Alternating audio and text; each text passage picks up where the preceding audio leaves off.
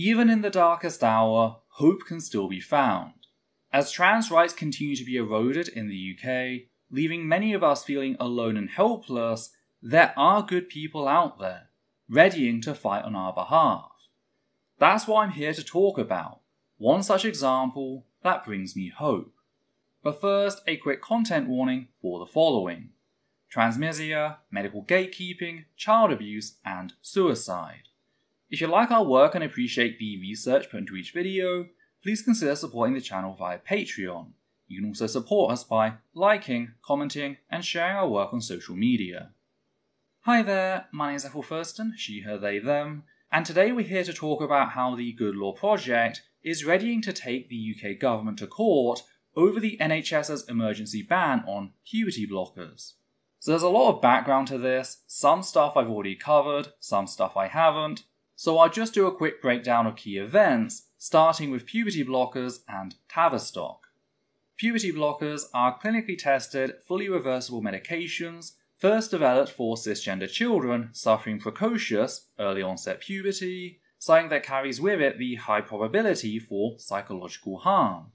Seeing the similarities between children suffering precocious puberty and trans youth forced to undergo natal puberty, doctors began prescribing said medications to trans youth as they entered TANF stage 2, typically around 12 years of age.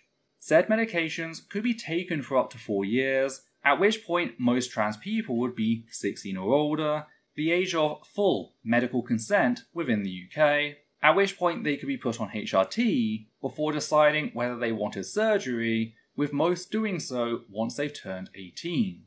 Keep in mind that they'd receive constant medical support during those 4 years to help them reach an informed decision about whether this was something they wanted to do.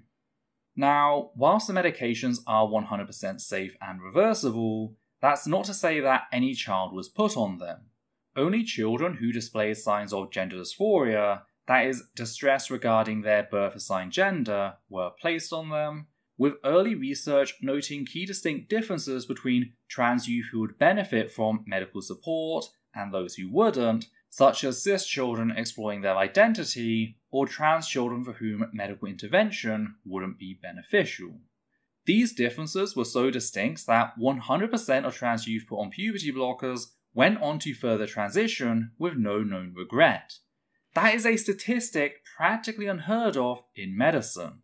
For comparison, the satisfaction rate for knee surgery is around 66.3%, meaning that 33.7% regretted pursuing knee surgery to some degree. If this were an application used to help cis people, said application would be viewed as a historic success on satisfaction rate alone. Furthermore, research has shown that puberty suppression alleviates psychological ailments, with one particularly high-quality study from 2020 concluding that, quote, transgender adolescents show poorer psychological well-being before treatment, but show similar or better psychological functioning compared with cisgender peers from the general population after the start of specialized transgender care involving puberty suppression. End quote. Sadly, the wealth of evidence hasn't stopped anti-trans bigots from trying to undermine said support. A UK court case, Bell v Tavistock, Tavistock being a UK-based gender identity clinic, argued that young children were being irreversibly transitioned without proper care or information. Their evidence? Well, they didn't have any. Even the claimant behind the case, Kiva Bell, transitioned as an adult and made no use of trans youth services or puberty blockers. That's how much of a sham the entire ordeal was. And whilst the initial ruling sided with said sham, blocking puberty blockers and gender-affirming care as of 2021, legal challenge, led by groups such as the Endocrine Society, actual experts of the field, managed to get said ruling overturned as of 2022. Sadly, the current government has refused to honour said evidence-based ruling and has sought other ways to restrict said healthcare access. Fast forward to March of 2024, and the trans community began to realise that something else was up when the NHS introduced new clinical policy that marks puberty blockers as no longer available for trans youth. This worried the trans community, some of whom began to wonder if the move had anything to do with the pending independent review of gender identity services for children and young people, commonly known as the CAS review, keeping in mind that government departments often receive such reports ahead of time, or if said action was the consequence of the earlier reviews by the National Institute for Health and Care Excellence. Whatever the reason, there was a lot of concern for how things seemed to be going downhill. Then, on the 10th of April, Dr. Hilary Cass published the final CAS review. It needs to be pointed out that people looking over the review very quickly noticed glaring flaws in its methodology, particularly relating to puberty blockers. People noted how the methods called upon by Dr. Cass to reject all available evidence on the topic did not allow for her to do so, with the creators of said methods being very explicit about this fact. Furthermore, Dr. Cass's demands for randomized controlled trials, RCTs, demonstrated an absolute ignorance of studies involving puberty blockers, namely how RCTs for puberty blockers were quite literally deemed impossible by the field of endocrinology when dealing with children suffering precocious puberty more than 2 decades ago. So to demand RCTs for blockers involving trans youth really showed a lack of basic scientific literacy, and dare I say, reading comprehension on Dr. Cass's part. Of course, denial of the evidence was only half the picture, with Dr. Cass promoting the known pseudoscience of rapid onset gender dysphoria, a thoroughly debunked hypothesis invented by Lisa Littman, which almost destroyed the credibility of the paper that first presented it as a genuine scientific phenomenon. For whilst Dr. Cass refused to cite Littman in an official capacity, everyone, including both members of the trans community and anti-trans hate groups, recognized exactly what Dr. Cass was referring to. Dr. Cass engaged in pseudoscientific fear-mongering about young girls being pressured into saying they're trans by peer pressure and online trends. Dr. Cass also erased LGBT+ history, pathologized common occurrences in the LGBT+ community, and homogenized the experiences of both trans boys and trans girls in order to prop up said fear-mongering as something more, feeding a thoroughly anti-Semitic narrative that asserts that a Jewish world order is transing white girls in order to decrease white fertility in the process.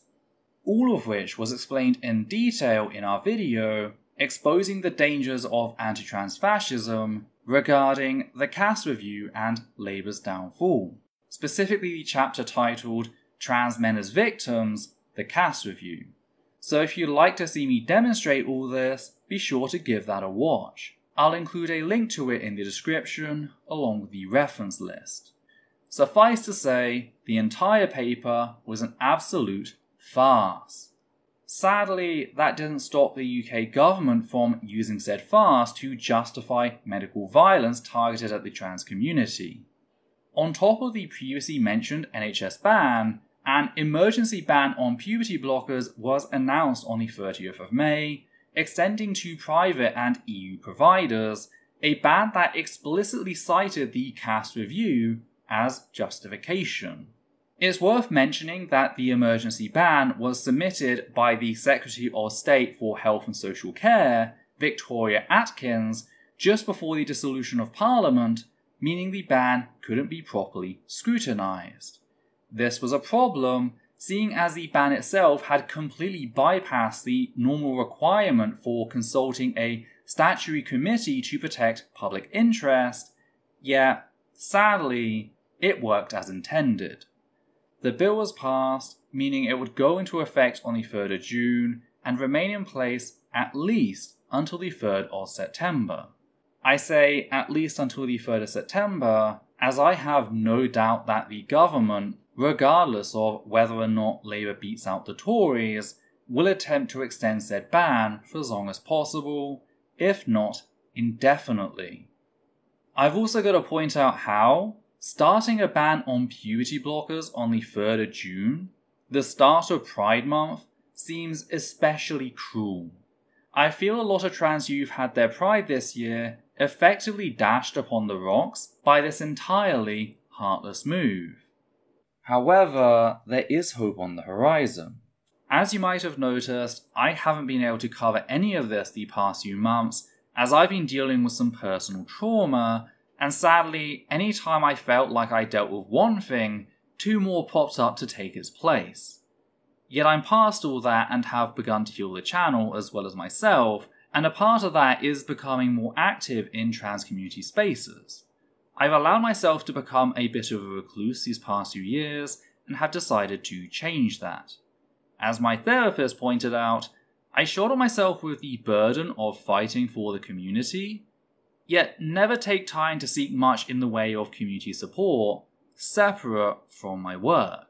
And it was as I was scrolling through a UK trans subreddit that I came across a post sharing a Guardian article regarding this very topic, a post I really wanted to share with you and talk about. For you see, the stunning people at the Good Law Project, a UK-based legal advocacy group that fights on behalf of its citizens, working alongside Trans Actual, a UK-based trans advocacy group, have launched a campaign to overturn the NHS's ban on puberty blockers. I just want to read you what the Good Law Project has stated as part of their official crowdfunder in full, since I feel it makes a very strong case without the need for constant input by myself. Quote, "Just before Parliament was dissolved on the 30th of May, the Health Secretary Victoria Atkins introduced an immediate ban on trans young people obtaining in the UK puberty blockers prescribed by regulated prescribers in France, Germany, Switzerland, and throughout Europe. The consequences are profound. A medicine that young trans people have used for decades, that is lawfully prescribed throughout Europe, that is recommended by decades-old international treatment protocols, that cis people can continue to use, and the NHS can continue to prescribe to young trans people if they have already started, will no longer be available. In fact, it will become a criminal offence to supply in the United Kingdom puberty blockers to those caught by the ban, punishable by up to 2 years in prison. The CAS report has been widely criticised by the trans community, the World Professional Association for Transgender Health, by the Endocrine Society, and by the American Academy of Pediatrics for its conclusions. But even the CAS report contemplates continued use of puberty blockers to treat trans people. The ban also bypassed the normal requirement for consulting a statutory committee to protect the public interest, and introducing it shortly before Parliament rose meant that Parliament could not scrutinise it either. Its results are predictable and terrifying. We have heard from a well-placed whistleblower inside the NHS that, in the 7 years before the decision in the Bell case concerning the use of puberty blockers, one person using gender identity development services lost their life. The NHS reacted to that decision by introducing immediate, heavy restrictions to NHS services for young trans people, and it did not lift them when the decision was overturned in the Court of Appeal. We have been informed that, in the 3 years following the decision, 16 people lost their lives. We have contemporaneous evidence that this concern was raised at the time, and that the whistleblower believes senior management took a decision to suppress evidence of the deaths. We put these allegations to Tavistock. We know it received them, but it has failed to respond. This ban closes off the only route to treatment left open by the restrictions on treatment in the NHS. Atkins' shockingly callous decision is likely to lead to further deaths of young trans people. We have received many emails from desperately worried parents. Trans Actual CIC, working with Good Law Project, has instructed Russell Cook solicitors and senior barristers David Locke KC, Jason Capel KC, and Rob Harland to advise on a legal challenge to the regulations. So we're taking the first formal step in urgent legal proceedings against Atkins. We will issue the case in court as soon as possible and will ask for an urgent hearing, but we desperately need your help." End quote. Emphasis added by me. Full disclosure, the Good Law Project then notes that 10% of all the money raised will go into general running costs, which I feel is pretty reasonable, especially given their track record. So quite a stirring piece, clearly pointing to the fact that the NHS is, at least in part, responsible for the deaths of 16 people, a fact that had been previously raised with the UK's gender referral services, namely Tavistock, yet they did nothing to alleviate the pain and the suffering that led said vulnerable people to take such extreme measures. Given this information, I find it fair to say that limits on trans youth healthcare have been directly linked to the suicides of 16 people, specifically trans youth, and that their deaths were subsequently covered up. There's certainly further discussion to be had about these 16 children, what I've taken to referring to as the Tavistock 16, and I'll be publishing a second video specifically following up on that line of thought tomorrow, but I'd rather keep the focus of this video on the campaign itself and how this might signal the turning point in UK discourse. Because the Good Law Project is an organisation that has proven itself in the past. Founded in 2017, it took the UK government head-on in 2019, winning its appeal against Boris Johnson's suspension of Parliament. And let's not forget how, in 2021, they, along with Brooke, the Endocrine Society, and Gender Intelligence, managed to overturn the Bell v Tavistock ruling in the first place.